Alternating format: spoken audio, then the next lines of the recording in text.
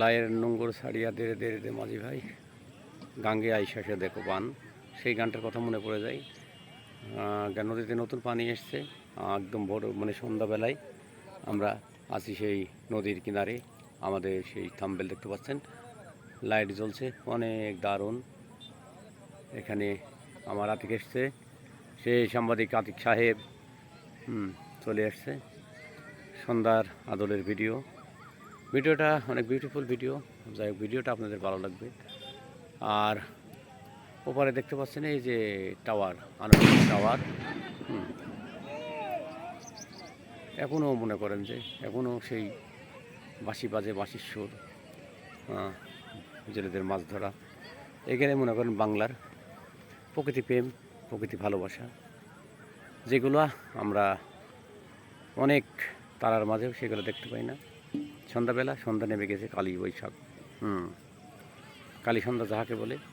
এই সন্ধ্যাবেলায় আসলে মনে পড়ে মহান রাব্বুল আলামিন, যে উনি সর্বশক্তিমান। উনি বলেছেন আমি সময় মতো মানে আলো দেব, তারপরে দেব অন্ধকার। এই তখন অন্ধকার বয়ে আসছে। আর এই যে আমাদের ঘাটে নৌকা সব দেখতে পাচ্ছেন, সারি সারি নৌকা, পানি এসছে। এই নদীতে পট আসছে, কচুরি পানা, একও ওজনে একও ভাষা বলে আতিক ঘোরাফেরা করছে।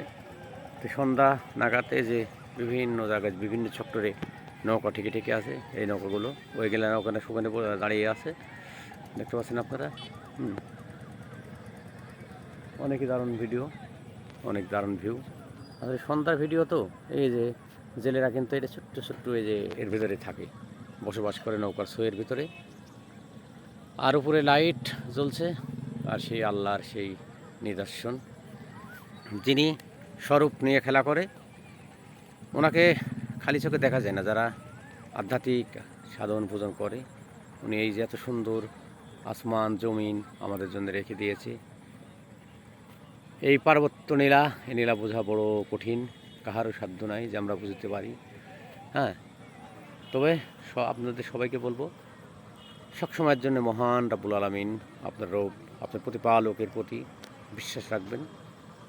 কারণ এই মানব ধরনী আমাদের বেশি দিনের জন্য না। এখানে আমরা পৃথিবীতে এসেছি, তোর আকাশে আলোর মতো মনে করেন জ্বলছে ওইগুলো। এটাই হচ্ছে বাস্তব। যে বোঝে না মৌলার নীলা খেলা, তার আর কি হবে, এটাই বাস্তবতা।